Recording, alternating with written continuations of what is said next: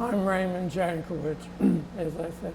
I'm a physician, a pediatrician here in town, and I was the one who conceived the idea of having the museum here in Stratford, only because I found that there was no one was recording the history of what was taking place here.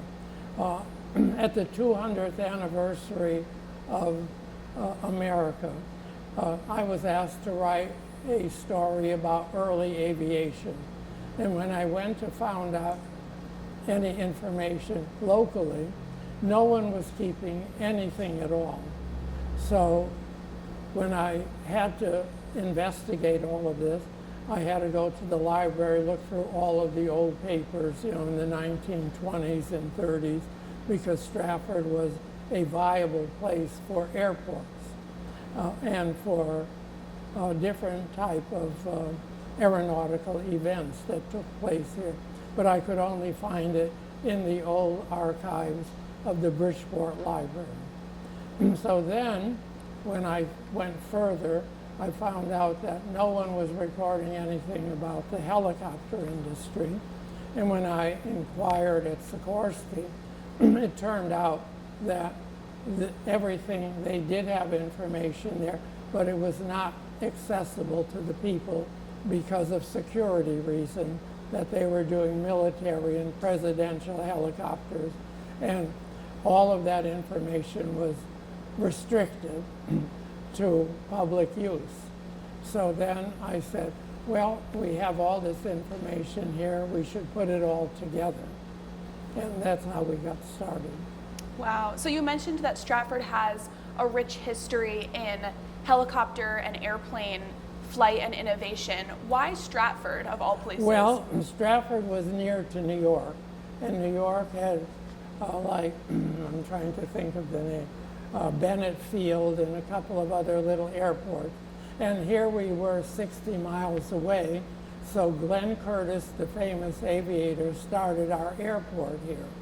And the airport was like a puddle stop that you went from New York, you stopped here, checked your engine, got gasoline, and then went up to Hartford maybe, or over to New London, where there might be another.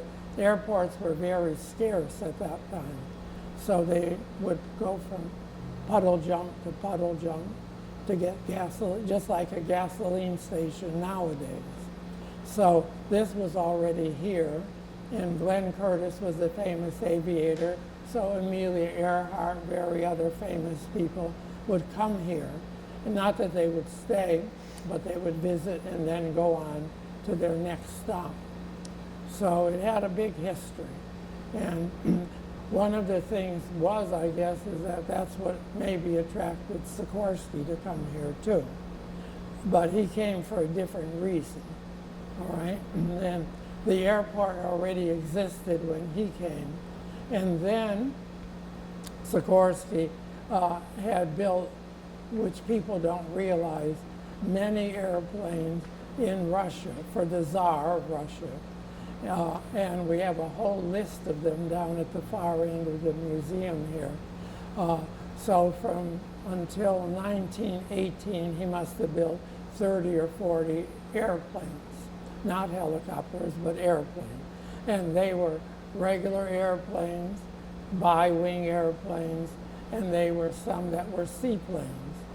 And he also built 2 helicopters, 1909, 1910, in Russia, or in Kiev, which was Russia at that particular time. And he built the world's first 4-engine bomber in Russia in World War I. But when the revolution came in 1918, he was doing all of this work for the Tsar, so he was on the blacklist for the Bolsheviks. So he had to leave, so he went to Paris, and then he wasn't really welcome there as far as I could see, so he came to New York. And he started building planes again, one at a time, one of these, one of those, until he decided to build the seaplanes again.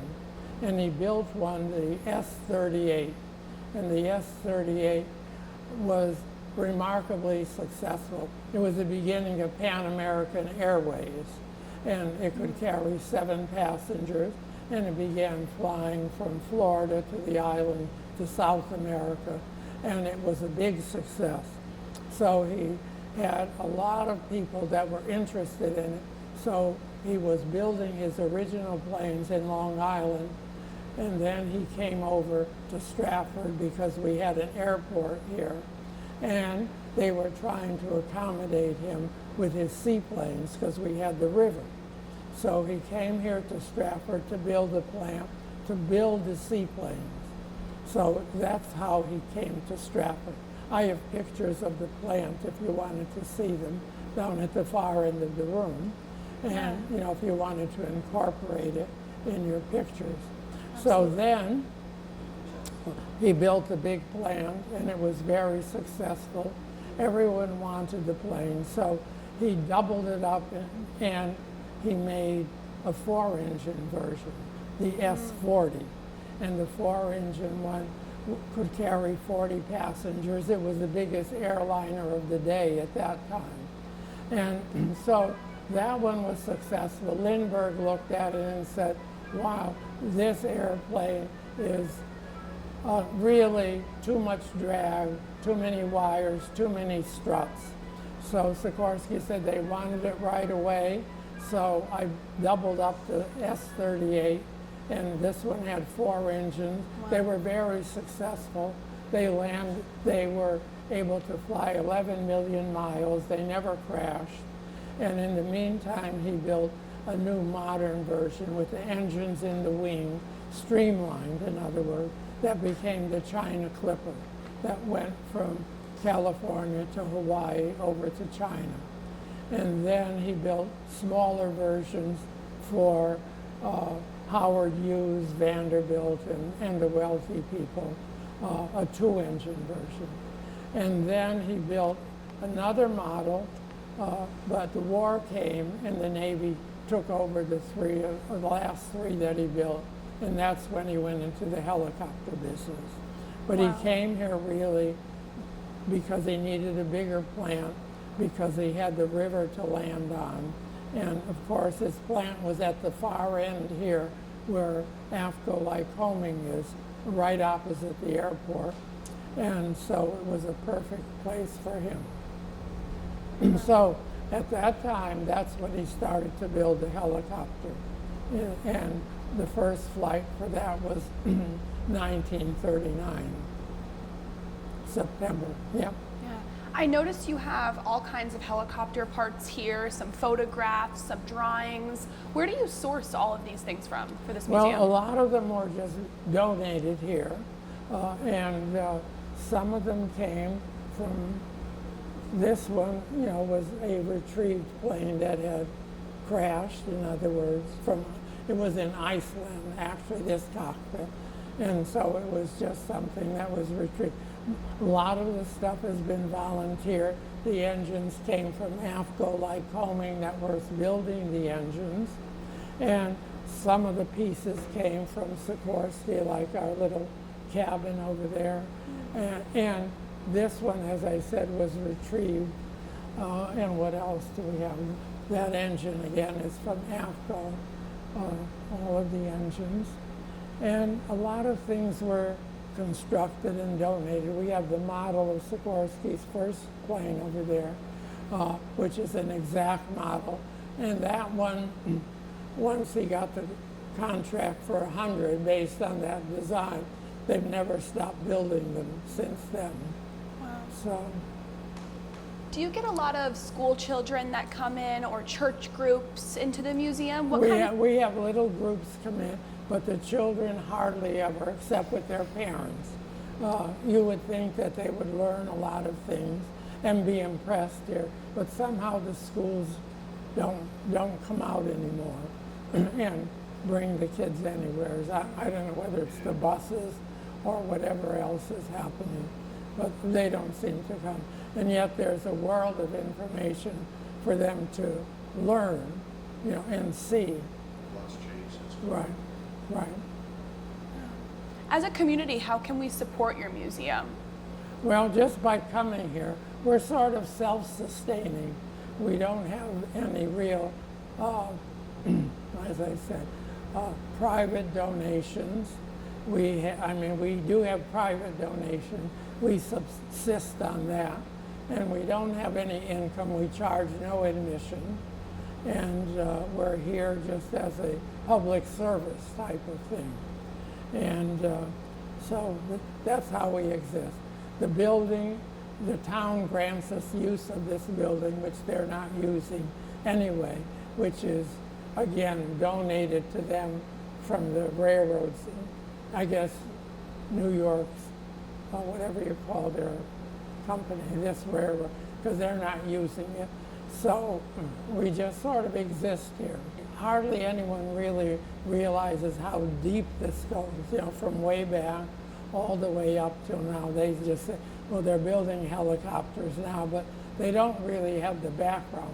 Even the people that work there don't realize what's here until they come and see it.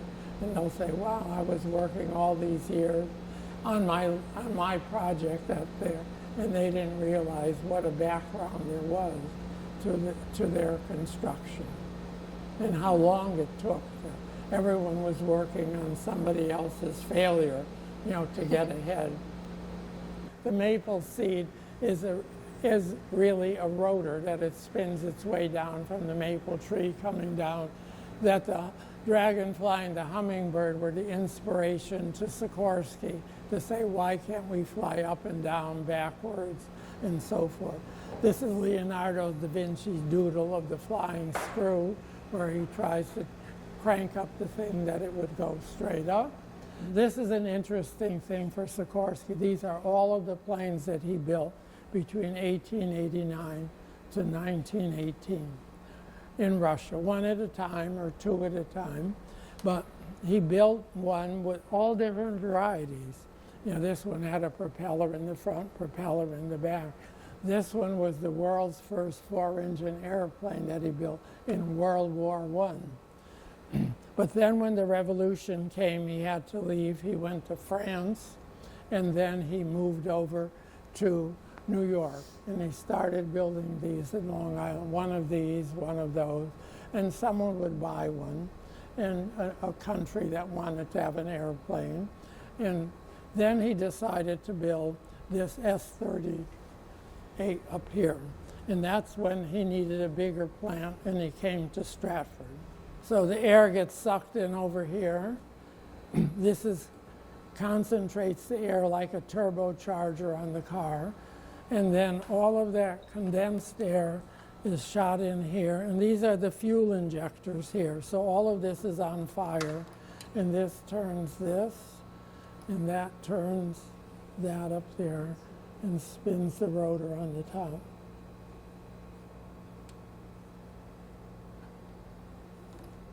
Take a look up here now.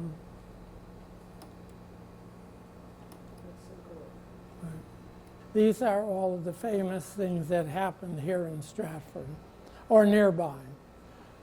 These are the engines, how they were making them at APCO.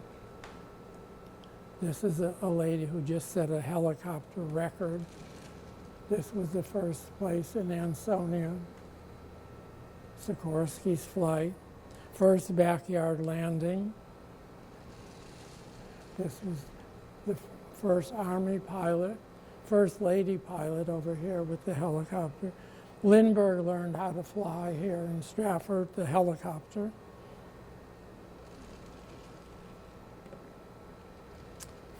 First Coast Guard unit was here.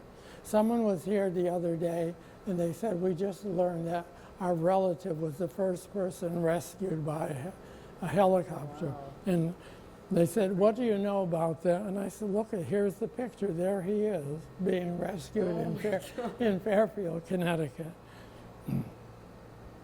So we're talking now about Dr. Franz over here. So he was the inventor of the world's first jet engine that went into production in Germany. He came over to America here, and he started to build the engines here. And this engine was 1/4 of the weight of the current engine that was in the craft. So that went into all the Bell Huey helicopters of the Vietnam War. Then he built the bigger engine here that's in all of the Chinook aircraft that are still flying. The most interesting part is that this engine, they're still making the same engine 65 years later, same engine for the aircraft now. In fact, one of the latest competition they had with Bell and with Sikorsky for a small helicopter, the main engine in it was this one, 65-year-old engine. That was the strongest engine for that size helicopter, even today. But so the two competitors were doing that. It's good to stick with the classics sometimes. Right. So it's very rare that something would last that long.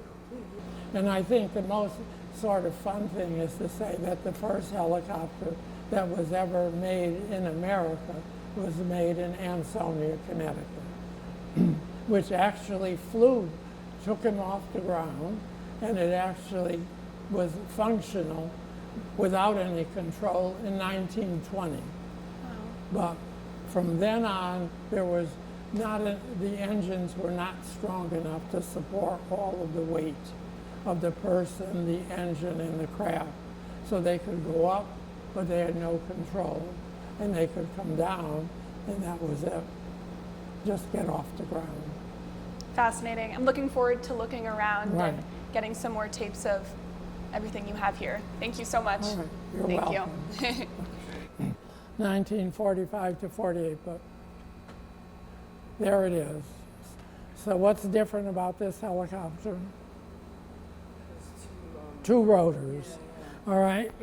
Now the thing is that two rotors gives you more energy. You see, that's the bridge over the Housatonic, the railroad bridge over. So it's right nearby here. Okay. So this was the helicopter that's flying, and it had very good control. You could see how easily it's flying. Right. So Mr. Bendix was the inventor of the self-starter for the car, so he made a bundle of money. Then he invented the four-wheel hydraulic brakes for the car, made more money.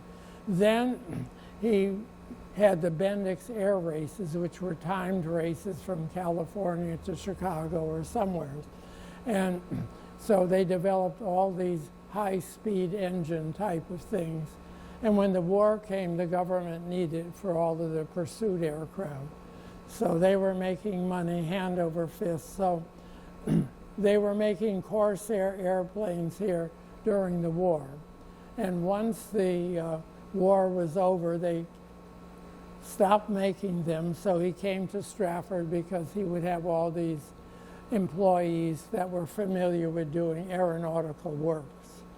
So that's how he came here and started to build these things, sort of as a competitor, I guess, to Sikorsky too, you know, because it was at the same time. And you could see how he could tilt the rotor to go left and right and so forth.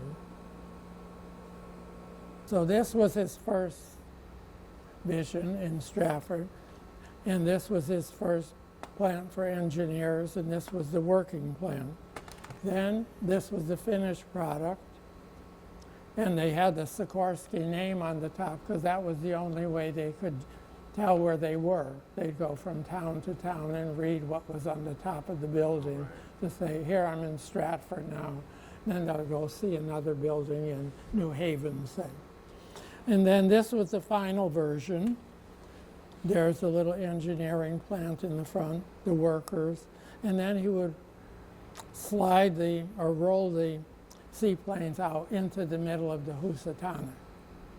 And then if you look at the modern picture over here, you could still see that ramp.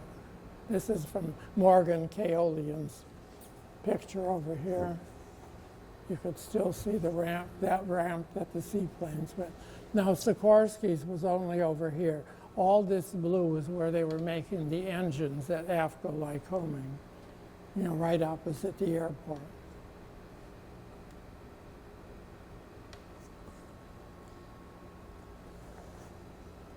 So everyone was making something a little different. The Wright brothers actually came to look at one of his engines because it was his engine that was supposedly in his plane that he flew was an acetylene engine, not gasoline, but acetylene.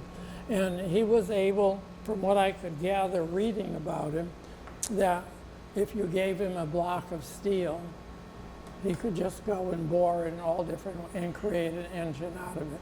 He built 3 of these, but the war came, and then the Navy took them over. And then that's when he went back to the helicopter thing.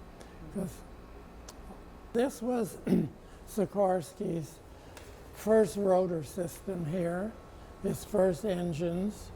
And then he was flying here in September of '39. And this one could go up and down, sideways, backwards, but it couldn't go forward. And he said that was a problem yet to be resolved. So he tried putting 3 rotors on the back, was very dangerous, then tried sticking one on the top. And then he decided on the squash plate to tilt the rotor one way or another, and he got everything working very well. And this was the final product, and this is a scale model of the exact thing right here. And then this was the beginning of his contract that he got to build 100 for the Army, and then they've been building them ever since. So you could see this was the skin of the fabric that was on the rotors, just plain thin cotton fabric, in other words.